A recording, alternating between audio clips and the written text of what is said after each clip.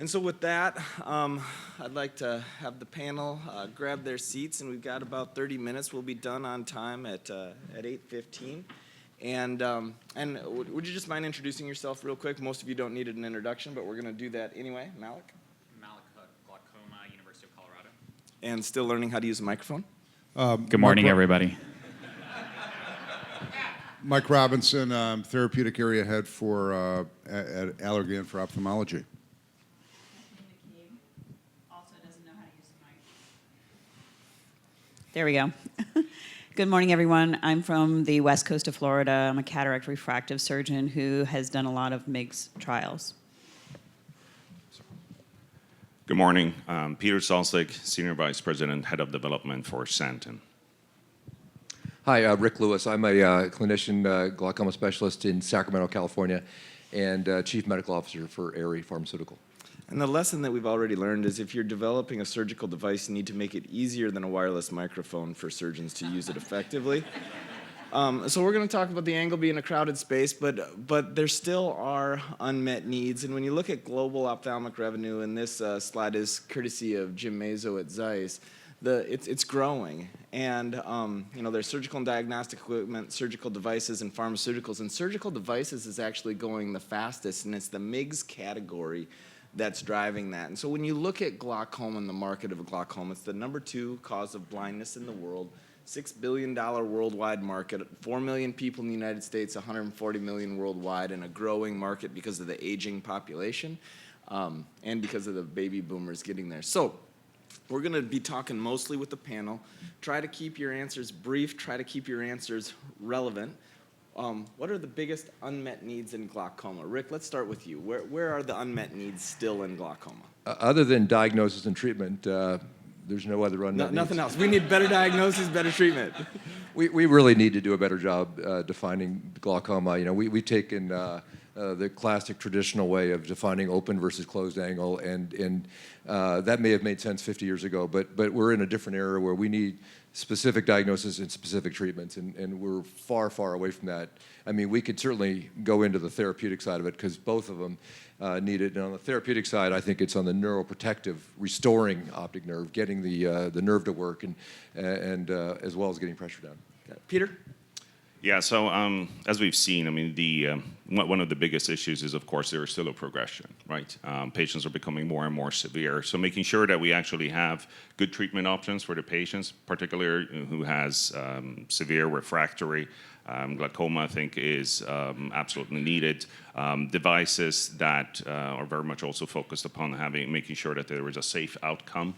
And of course, ensuring that the aspect of the patient is taken into consideration, right? I mean, the patient centricity aspect in itself. We've heard also about the compliance issue. So, Great. Kathy?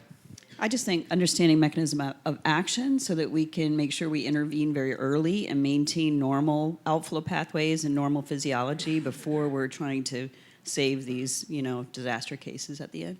Michael? Yeah, I echo what the others have said. Certainly there's issues with compliance. The drug delivery component of all these new technologies will hopefully give 24/7 drug release to fill in the gaps that patients wouldn't have otherwise used their medication. Plus drug delivery opens up sort of a whole new world to lower IOP, then you can have other drugs that are neuroprotective, and I think these are really the big gaps in glaucoma therapy. Malik? So, when you started off talking about the angle being crowded and all the devices that we have in the field, but we're still struggling with the 3 main things: safety, efficacy, and reliability. We're not talking a lot about reliability, and every surgeon's a little bit different. Most of us are right leg over left leg people. Every now and then you run into a surgeon who's a little bit different. And you have to have devices that can address all the needs of all the people that you're dealing with. We're still not there. Great. So, the definition of glaucoma is a characteristic optic neuropathy with characteristic visual field changes.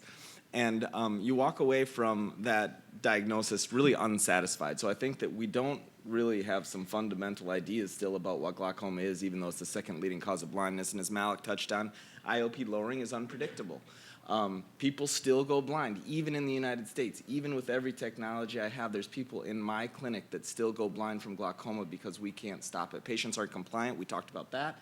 Safety is a challenge, especially when we're trying to attack those really hard glaucomas. And normal tension glaucoma, even though it's a big part of the landscape, those are the patients that I'm scared about. If somebody comes in and their pressure is 12 to start with and they're getting worse on glaucoma, that's a person that I don't know for sure if I'm going to be able to stop. So we're going to talk real quickly through a number of categories: drugs, drug delivery, MIGS, filtering procedures, and non-invasive approaches. And we didn't have time to talk on the diagnostic aspect, but there's real unmet needs there for us to identify who's going to progress and who's not. So we saw that video that's been circulated a lot. Rick, do drugs get a bad, do eye drops get a bad rap?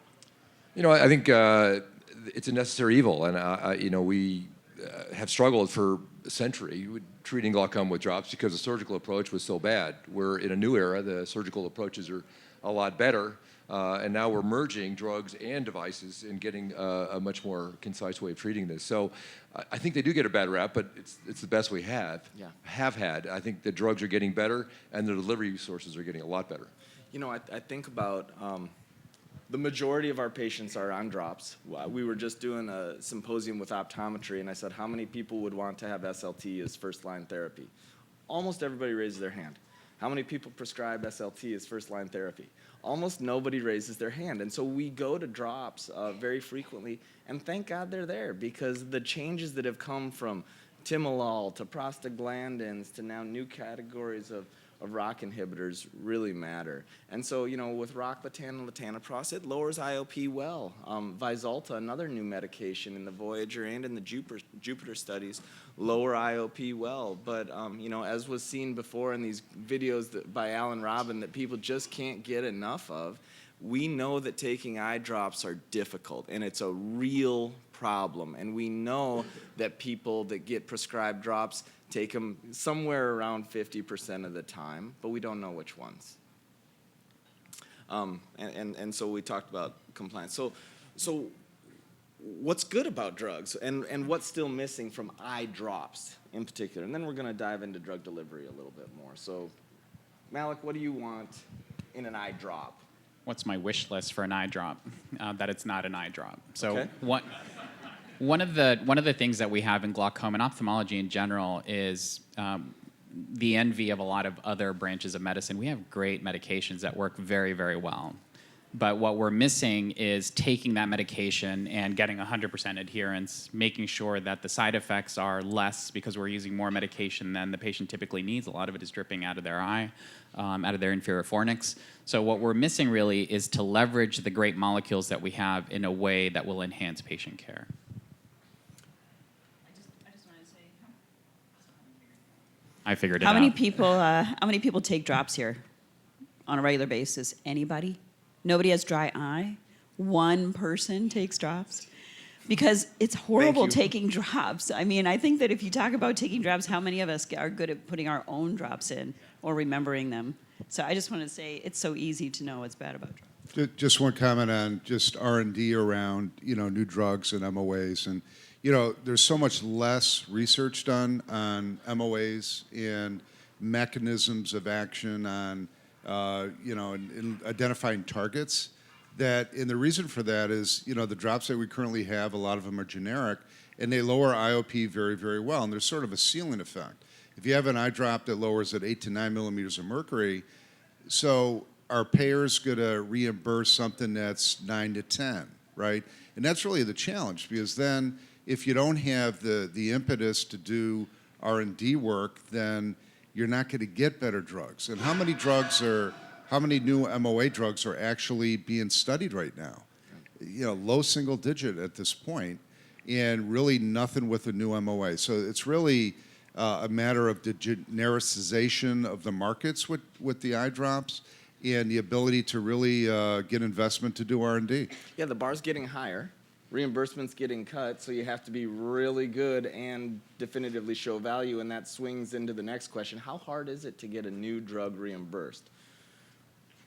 Rick? Well, you know, I was a clinician for 30 plus years, and then took on the job with Aerie, and as we got the Rocklatan and Repressa drugs approved, it was an absolute eye-opener. I think if anyone in the audience has ever gone through both the FDA process and then getting insurance coverage, you'd be shocked. And that's why, all these issues that we've just raised are so challenging. We have some outstanding drugs. We can't prescribe them. I prescribe something to a patient, and then they come back with something different, and often a generic drug that it wasn't what I prescribed. So, the physician, not only all the issues we've raised, but the physician has lost control to the insurance company and to the reimbursing source. And somehow we have to leverage our power, our knowledge, and get the control back. So we're going to keep moving quickly along, but so yes or no question for the panel. Start with Malik. Is drug delivery the next wave of pharmacotherapy? Yes. Michael? Yes, I would say absolutely. The question is it going to It's be... yes or no, not absolutely. Oh, it's a yes. Kathleen? Yes. Yes. Yes. All right. Well, look, surgeons can agree, right? So there's a bunch of different ways this can be done. This device is a Bimatoprost Ring. It goes in the sulcus of the eye. That was purchased by Allergan. It stays in the eye well. We talked about ocular therapeutics and punctal plugs. There's intraocular drug delivery with Bimatoprost SR, again by Allergan, showing neat effects and some surprising positive benefits over the long term. Glaukos has a canister that gets put into the anterior chamber that has Trabecular on it, again showing nice IOP lowering out to a year. And so, so now the question for the panel, and I make it binary because otherwise sometimes people pontificate a little too long, but will intraocular or extraocular drug delivery win? Yes. Good. I'll give it to you, Michael. I hope it's more than just a yes or no, but as far as extraocular, you're having better safety, lower efficacy. Intraocular, intracameral specifically, you have much greater efficacy, but then you have safety challenges. So it's really, you have to balance the two, and I think it depends on severity of glaucoma, depends on optometry versus ophthalmology, who's going to do it, and so forth. Yep. Okay. I mean, I like intraocular only because it gets right to the tissue, but its duration of action and frequency of needing to put it back in that are going to be the determining factors.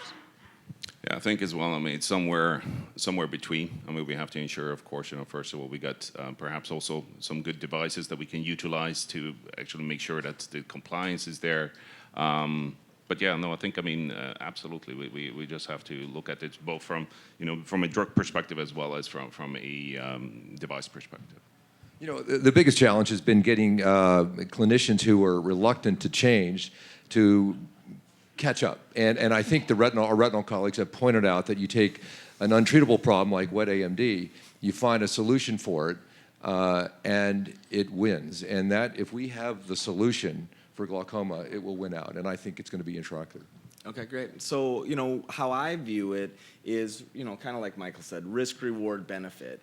If you do something on the outside of the eye and it's not working for you, or it's uncomfortable, or you have a problem, take it out, or it goes away. Intraocularly is a little bit higher stakes game. And so maybe one other quick question. How long does an extraocular drug delivery treatment need to last to be commercially viable? Then I'll come back and say the same thing about an intraocular delivery. So how long does extraocular have to last to be viable? Well, I hate to kind of bend the question a bit, but it really depends on the diagnosis. So if we're going to try to manage glaucoma surgery, perhaps using mitomycin, maybe we want a short-acting extraocular delivery. If we want a long disease like optic nerve regeneration, it perhaps is going to be a different animal. But I think the question really depends on what disease, what diagnosis we're treating. In the words of Queen, we want it all.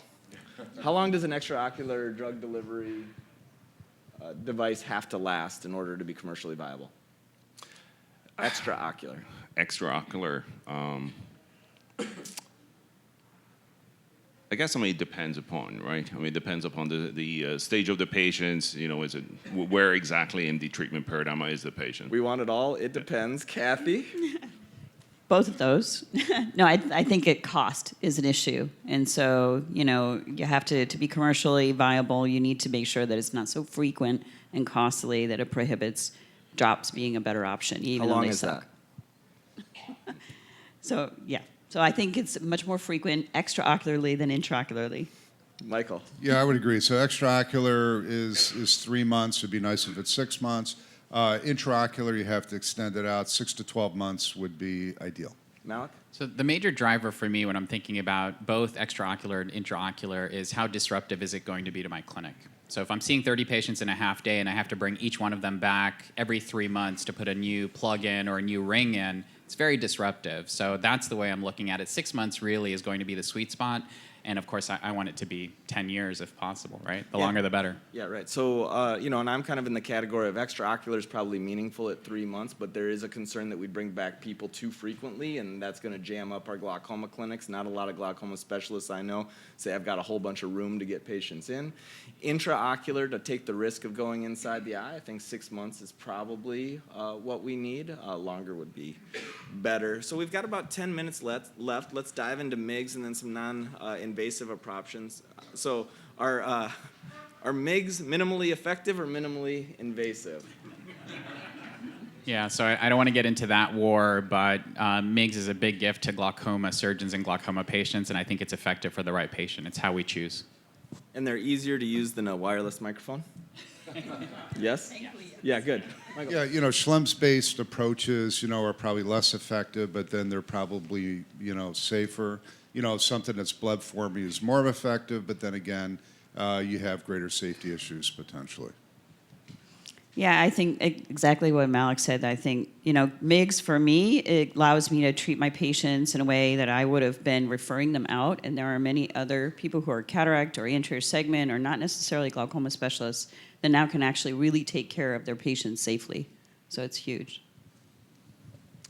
I think if you look at the MIGS, first of all, it depends upon the definition. Where do you actually put what is the category for the MIGS per se?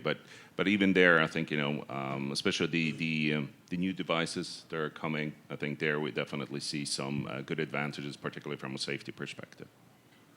I think we're at the beginning of the stent era, like it was for cardiology, where they developed stents and then it progressed from there. And I think we're going to see medicated stents and drug delivery stents, and it's just opening the door. So I think we're at the beginning of an incredible era that's going to happen. Yeah, I really do. And the amount of innovation is remarkable. And the thing, at least in my clinical practice, was, 8 years, I'm probably doing 70% less trabs and tubes now than I did before because we have more MIGS options, and patients, maybe they're gonna catch up to me if the MIGS wear off over time, but at least I've bought 5, 10, however many years they're gonna work, and so that's a real win for our patients.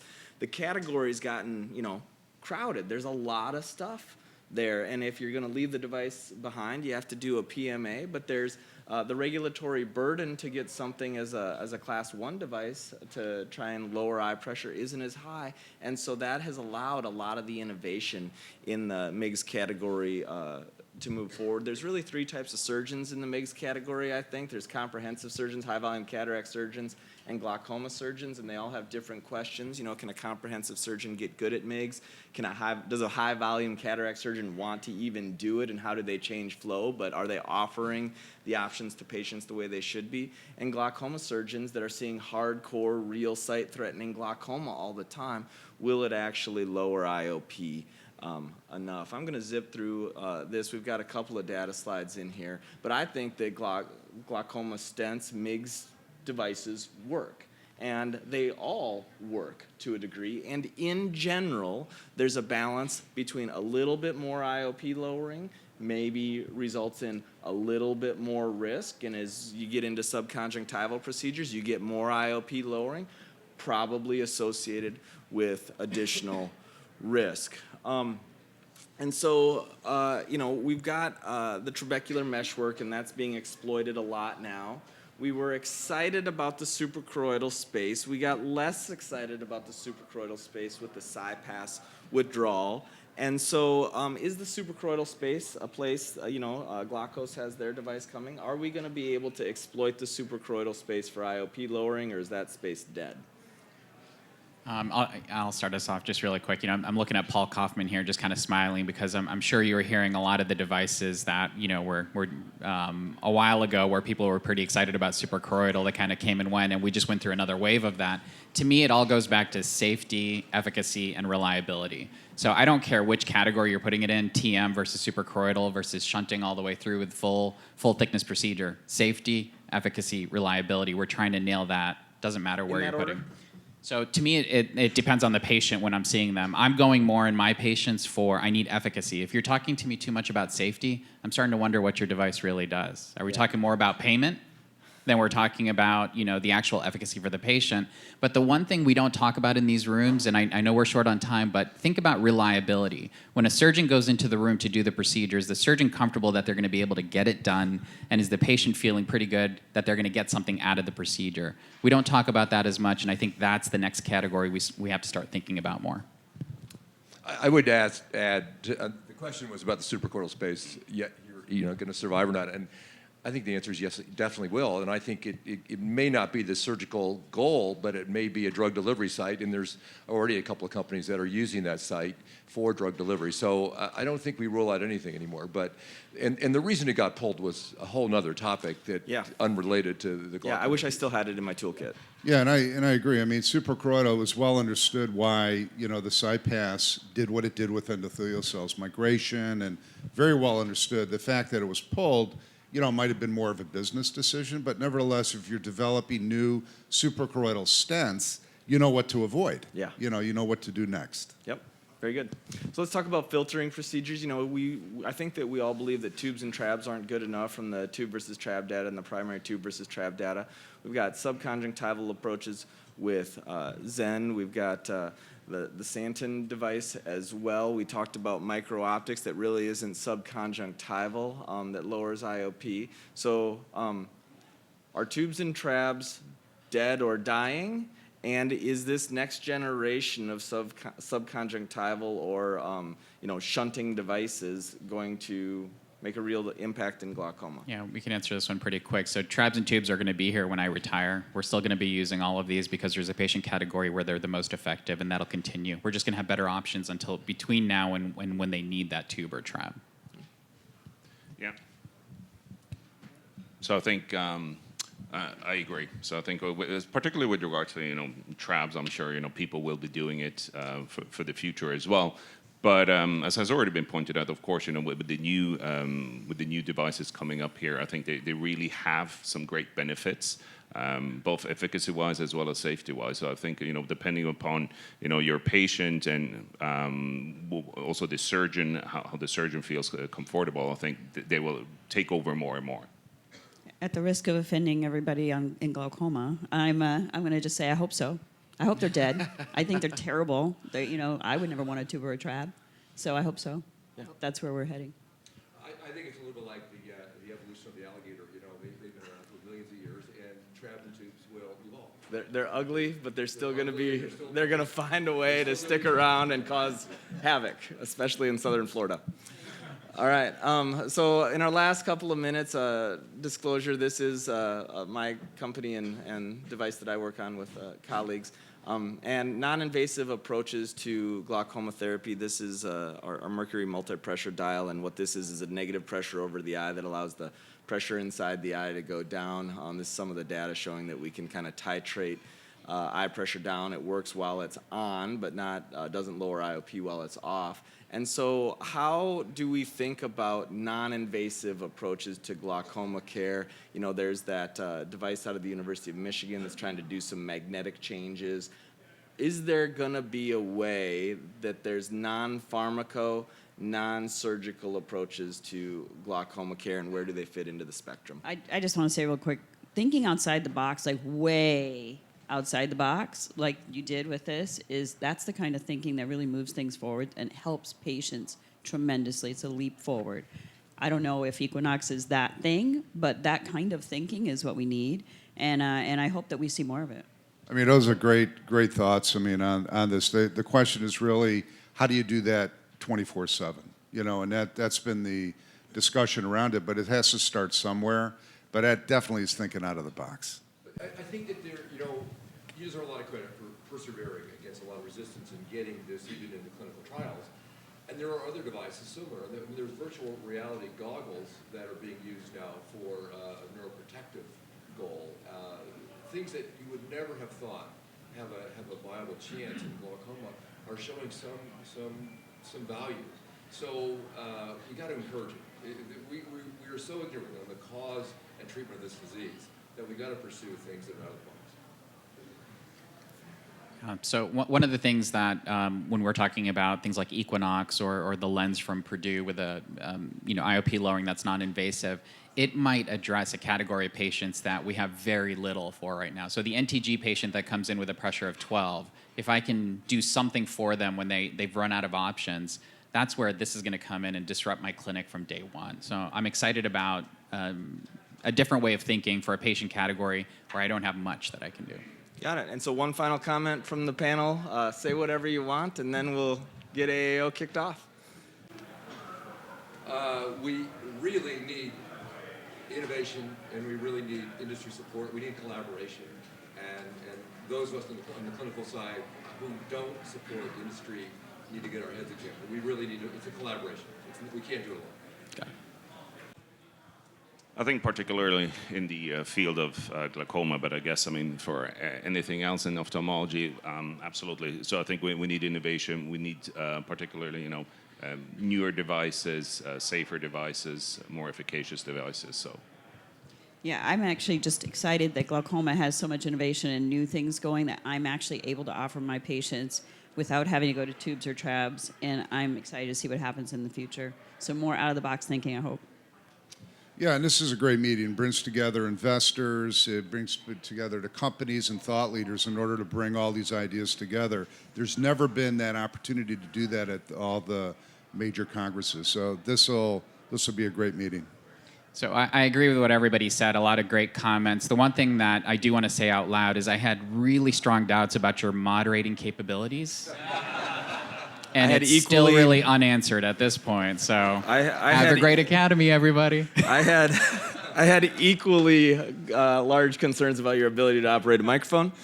And then, what I would leave with is the only way a technology really works in our profession is if it provides fair value to everybody involved. It has to be fair to the clinician, it has to be fair to the patient, it has to be fair to the payer, and it has to be fair to the company. And it's really hard to find technologies that can do that, otherwise they're not sustainable. Thank you guys all for spending your morning with us.